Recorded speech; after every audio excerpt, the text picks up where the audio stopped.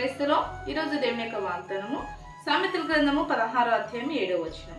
ఒకని ప్రవర్తన యెహోవాకు ప్రీతికరమైనప్పుడు ఆయన వాని శత్రువులను సహా వానికి మిత్రులుగా చేయును. దేవుడి వాక్యం నిలిచినగాక. ఆమేన్.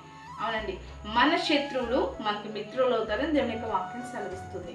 మన శత్రువులు మనకు మిత్రులు ఎప్పుడు అవుతారు అని అంటే మన ప్రవర్తన దేవునికి ప్రీతికరమైనప్పుడు. ఎవరి ప్రవర్తన అయితే మంచిగా ఉంటుందో, ఎవరి ప్రవర్తన అయితే దేవునికి ప్రీతికరంగా ఉంటుందో అలాంటి వారికి ఎవరైనా శత్రువులు ఉంటే వారు దేవుని దృష్టిలో ప్రీతికరమైన వీరి ప్రవర్తన బట్టి ఆ శత్రువులు కూడా వీరికి ఏమవుతారంట? మిత్రులుగా మారుతారు. నీ ప్రవర్తన దేవుని దృష్టిలో సరైనది ఉంటే ఎవరైతే నీకు శత్రువులు ఉన్నారో వారిని దేవుడు నీకు మిత్రులుగా మారుస్తాడు. నీ ప్రవర్తన కనుక దేవుని దృష్టిలో సరైనది లేకపోతే నీ మిత్రులు నీకు శత్రువులు అవుతారు. మన మిత్రులు మనకు శత్రువులు అవ్వాలన్నా, మన శత్రువులు మనకు మిత్రులుగా మారాలన్నా మన ప్రవర్తన దేవుని దృష్టిలో ఎలా ఉన్నదో దాన్ని బట్టే ఆ ప్రతిఫలం మనం పొందుకుంటాం.